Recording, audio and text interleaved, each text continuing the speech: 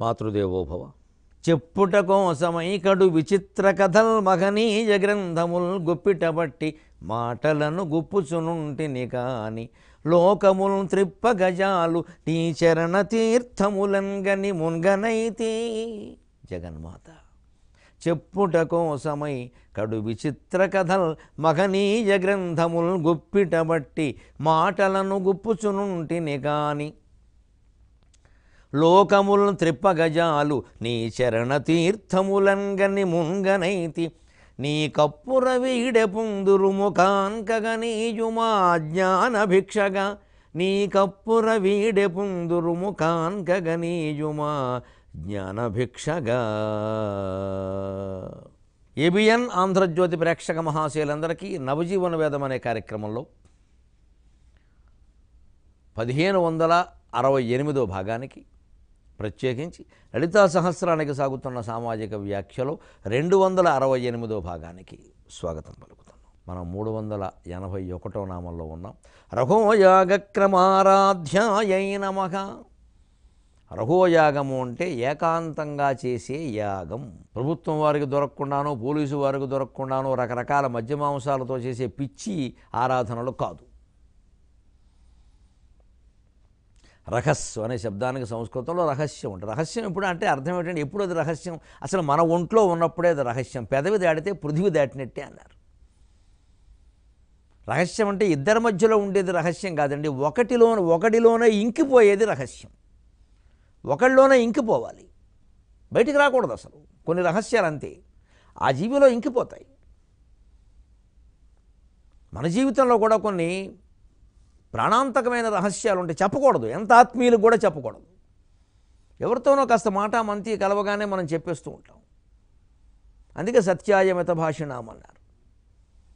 ఆ మితభాషిత్వం సత్యం కోసమే కాదు, అనవసరపు విషయాలు బయటికి రాకుండా కూడా కాపాడుతుంది. అంచేది రహస్యం అంటే అర్థం ఇద్దరి మధ్యలో ఉండడం, ముగ్గురు మధ్యలో ఉండడం కాదండి. ముగ్గురు మధ్యలో ఉన్నాక రహస్యం ఏమిటి? 3 రొళ్ళు 6 చెవులు ఉన్నాయి, 3 నోళ్ళు ఉన్నాయి కనీసం.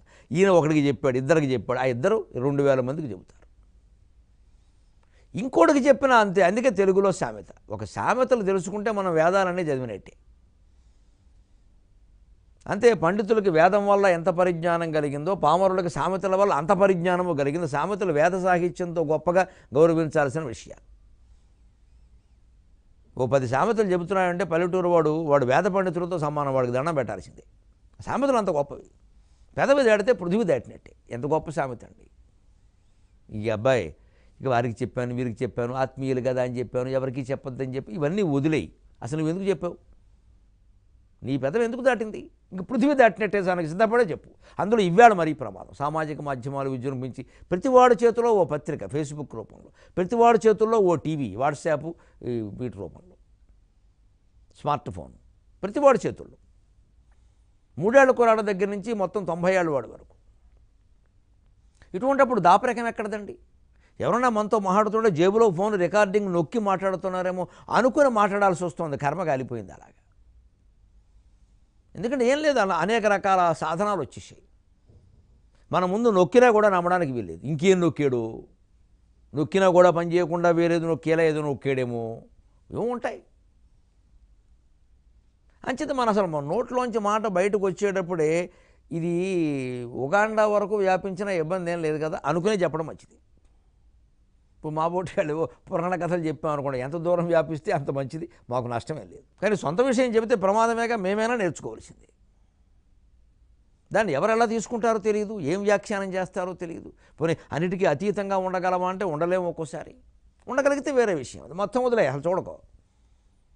సామాజిక మాధ్యమాల జోలికి వెళ్ళడం లేదు అంటే అంతకంటే జ్ఞాని ఇంకొకళ్ళు లేడు. వెళ్ళకూడదు, ఆ జోలికి వెళ్ళకూడదు. అసలు అందులో ఏమీ పెట్టకూడదు, ఏమీ చూడకూడదు.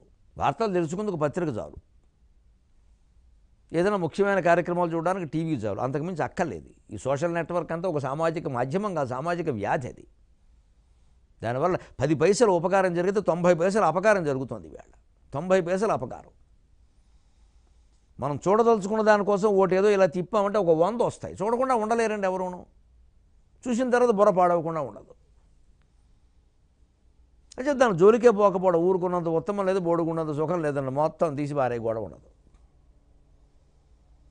ఇటువంటి స్థితిలో ఈ రఘోయాగక్రమారాధ్యాయ అంటే ఆధ్యాత్మిక సాధన చేసేవాళ్ళు మరింత రహస్యంగా చేయాలి. అందుకే దానికి ఏం చెప్తారంటే, ముందు ఆ ఏకాంతాన్ని మనం తట్టుకోవాలి, ఒంటరితనంగా దాన్ని భావించొద్దు, ఎవరూ లేరని బాధపడద్దు. ఏకాంతాన్ని ఒక సౌకర్యంగా మనం తీసుకోవాలి అంటే లౌకిక విషయాల మీద ఆసక్తి తగ్గించుకోవాలి. వారింటో ఏం జరిగింది, వీరింటో ఏం జరిగింది, రాజకీయాల్లో ఏం జరిగింది, ఏపీలో ఎవరు అధికారానికి వస్తారు, తెలంగాణలో 17 సీట్లు ఎవరికి వస్తాయి, మొత్తం మీద మోడీ గారు మళ్ళీ ప్రధానమంత్రి అవుతాడు ఆవిడ, అవి మోడీను అందరూ చూసుకుంటారు. మాకు ఎందుకే గొడవ? ఎవరో ఒకరు వస్తారుగా, దేశం ఏం గొడ్డుపోలేదు.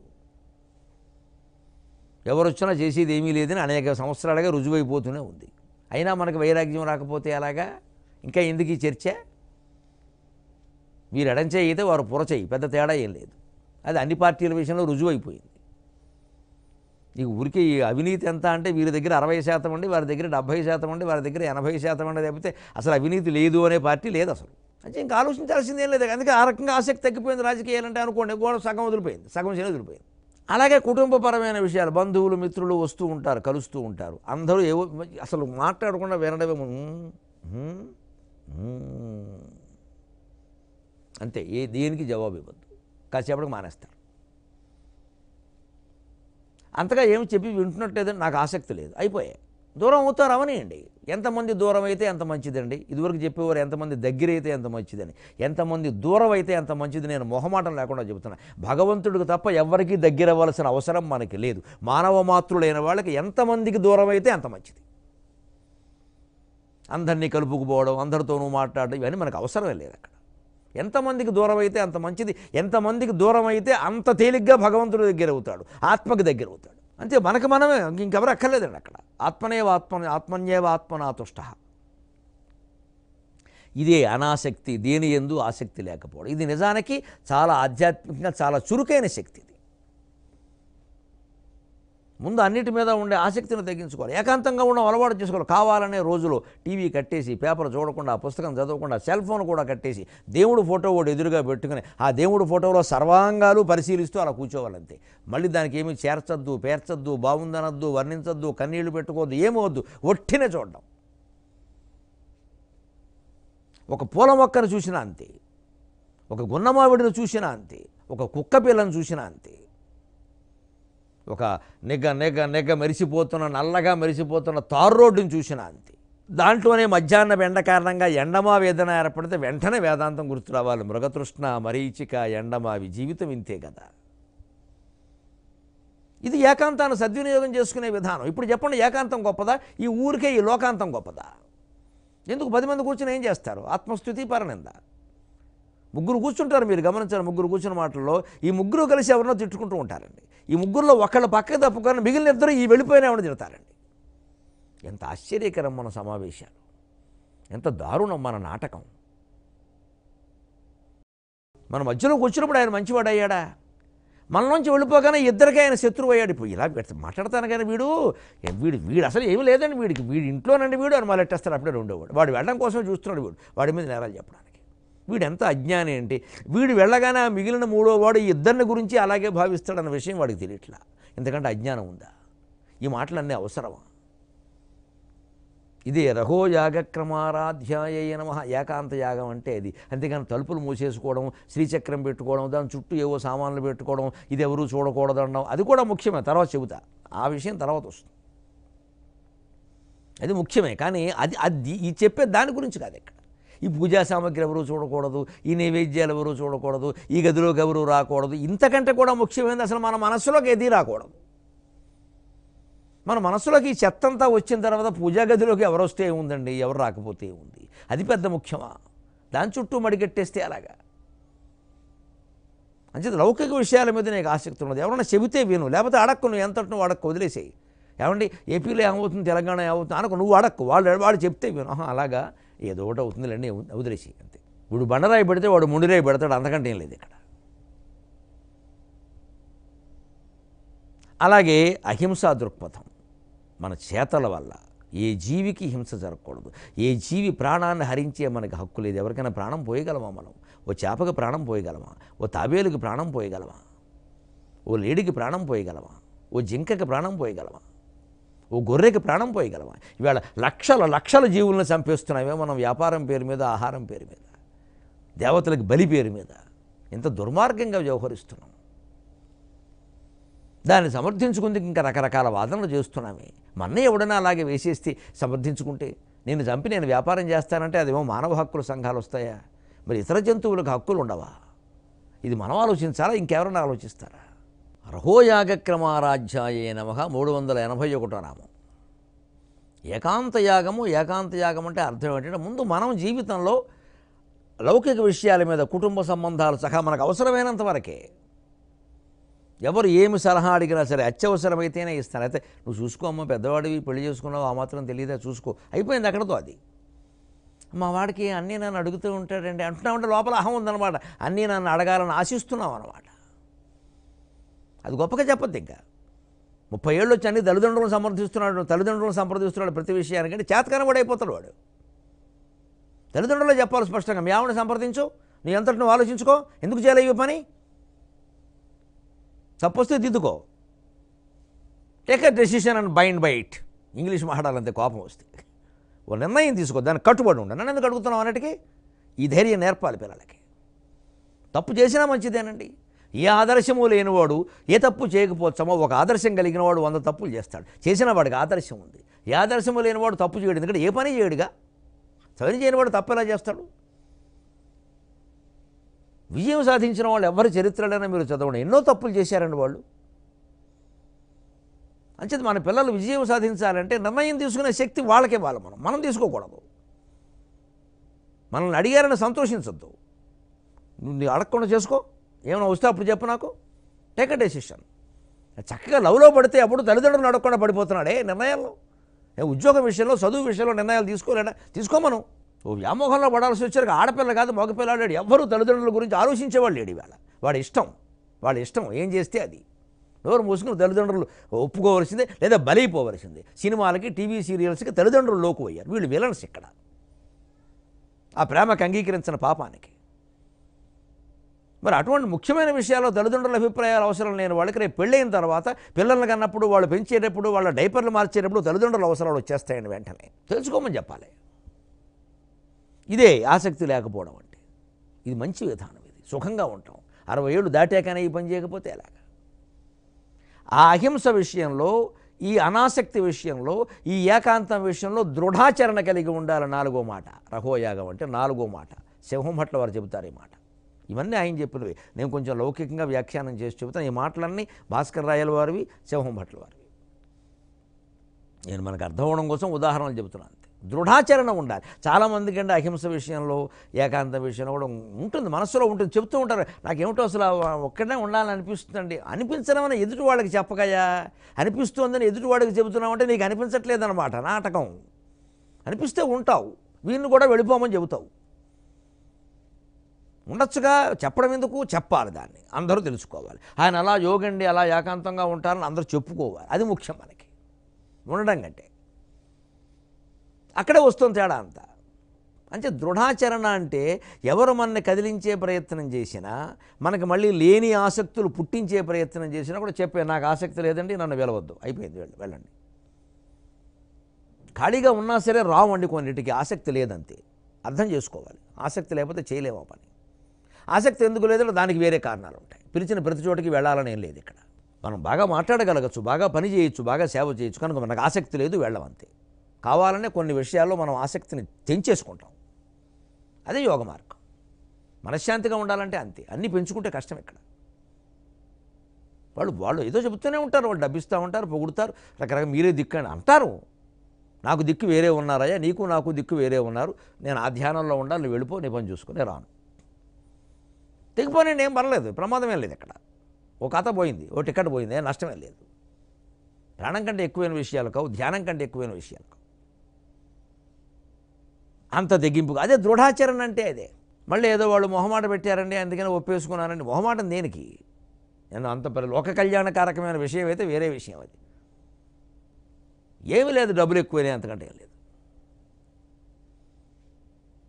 అందుకే దృఢాచరణ గట్టిగా ఉండాలి విషయాలు. అక్కడ నీ వ్యాపారం నేను చేయను అంటే చెయ్యను, ఈ విషయంలో నాకు ఆసక్తి లేదంటే లేదు, ఖచ్చితంగా చెప్పాడు. వాళ్ళు ఏమని అనుకోని కుటుంబ సభ్యులైనా సరే నన్ను బలవంత పెట్టద్దు, నేను చేయను, మీరు చేసుకోండి. ఫలానా చోట నేను రాను, వెళ్ళాలంటే మీరు వెళ్ళండి, రానని చెప్పేయండి.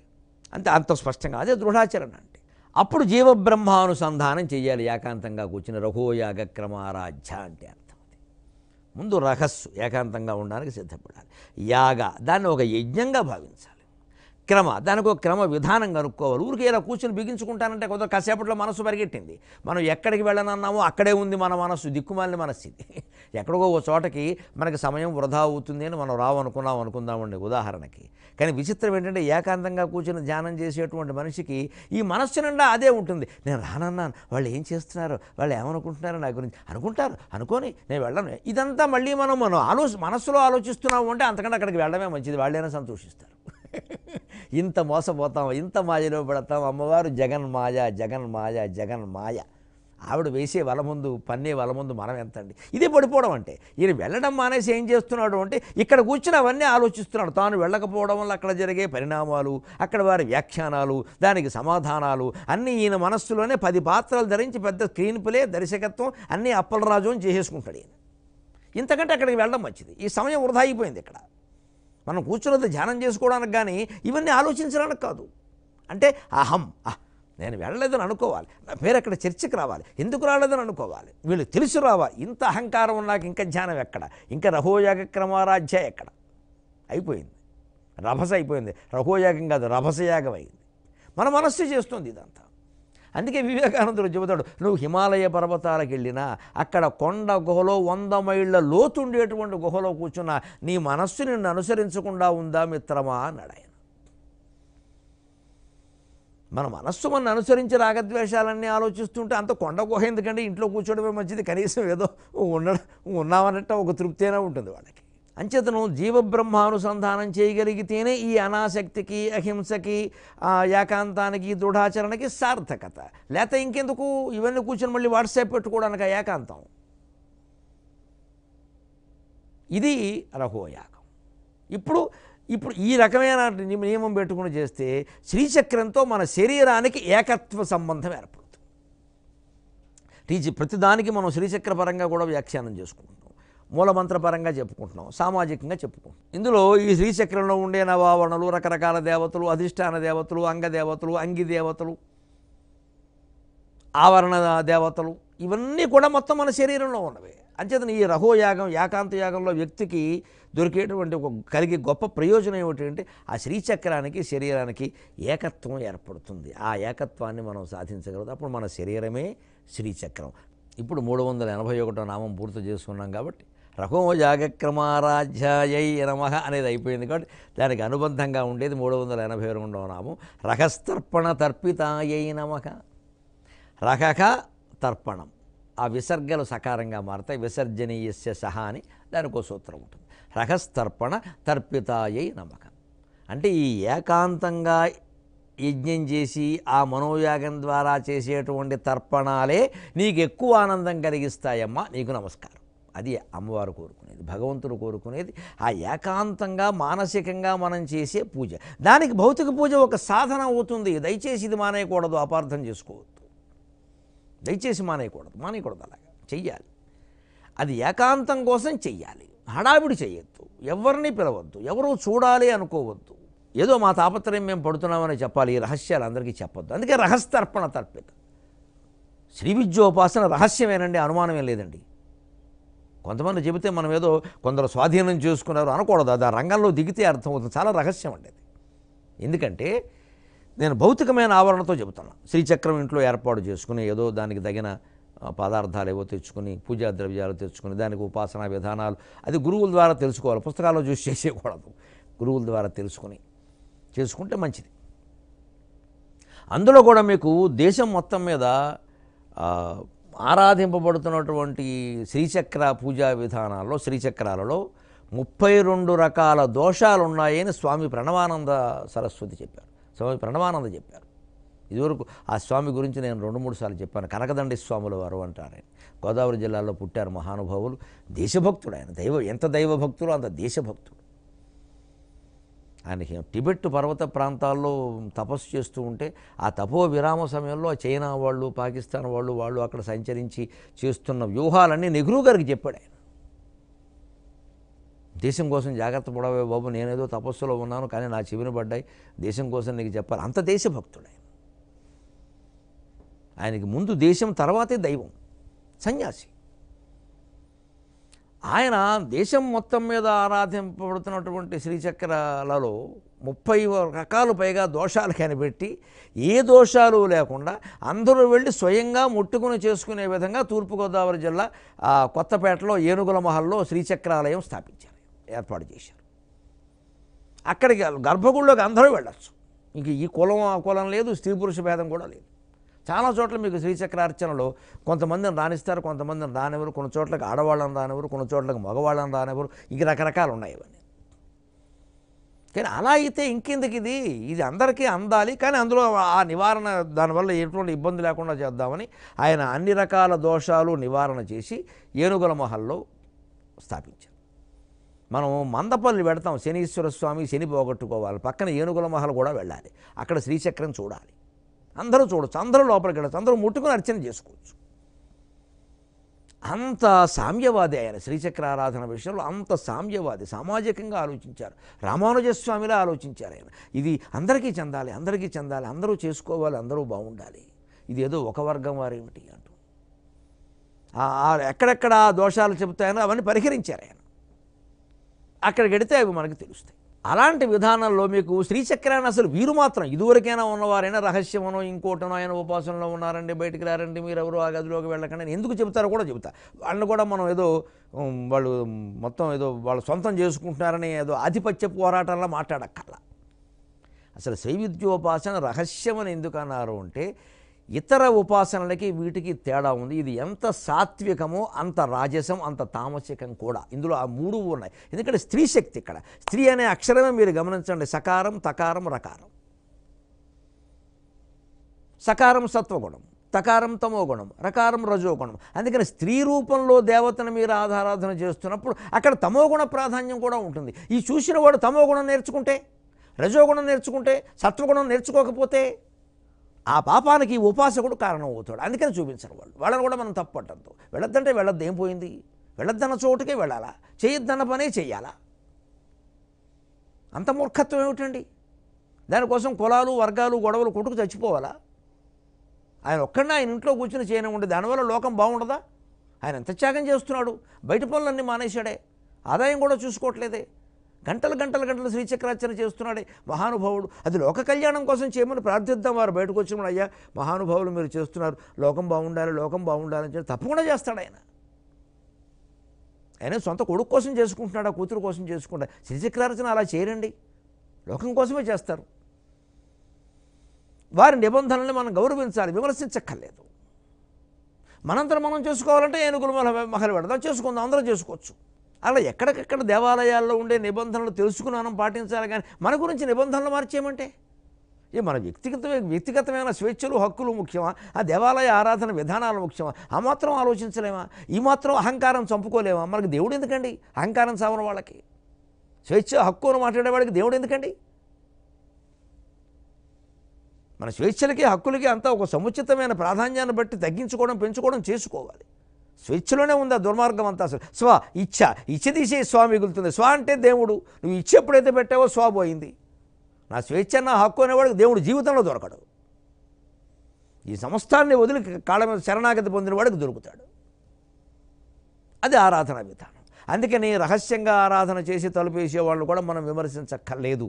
ఎందుకంటే అక్కడ 3 గుణాలు ఉంటాయి. అయ్యా ఇంకొక సందేహానికి కూడా నాకు సమాధానం చెప్పాలనిపిస్తోంది. ఇప్పుడు సత్వరజస్తమో గుణాల విషయానికి వస్తే మనం స్త్రీ అనే అక్షరాన్ని చెప్పి, స్త్రీ అనే అక్షరంలో ఈ 3 ఉన్నాయి, స్త్రీ శరీరంలో ఉన్నాయి, స్త్రీ మనస్సులో ఉన్నాయి అన్నాం. కానీ అవి చెప్పినప్పుడల్లా నాకే వచ్చిన సందేహం ఏంటంటే పురుషుల్లో ఈ 3 లేవా? పురుషుడు ఏమన్నా గుణాతీతుడా? లేదే, పురుషుల్లోనూ 3 ఉన్నాయి. మరి ఎందుకు స్త్రీ అన్న పదంలోనే సకార తకార రకారాలు ఉన్నాయి, పురుష అని కానీ పురుషుణ్ణి బోధించే ఇతర పదాలకు కానీ ఇవి ఎందుకు లేవు అని నేను కొంచెం తాపత్రయపడ్డాను. నాకు తెలిస్తే కానీ మీకు చెప్పకూడదు కాబట్టి నీకు చెప్పాల. కానీ అదృష్టవశాత్తు నాకు అదే తాపత్రయంతో ఉండడం వల్ల పురుషుల్లో ఇవి ఎందుకు చెప్పాలా, త్రిగుణాలకి స్త్రీ ఏమిటి, పురుషుడు ఎందుకు కాదు, ఇది స్త్రీలను తగ్గించడమా పెంచడం వల్ల, అయితే పురుషుడిని తగ్గించడమా పెంచడమా, ఈ రహస్యం ఏమిటి తల్లి అని నేను మదనపడితే నాకు ఆశ్చర్యకరంగా ఓ గ్రంథంలో ఈ సమాధానం దొరికింది. 23.5 గంటల్లో ఆ త్రిగుణాత్మక తత్వం స్త్రీ పురుషులు ఇద్దరిలోనూ సమానంగా ఎలా ఉంటుందో, స్త్రీలో ప్రత్యేకంగా ఎలా ఉంటుందో మీకు తెలియజెప్పే ప్రయత్నం చేస్తా. ఆదిభట్ల నారాయణదాసు గారు సాక్షిగా. సెలవు.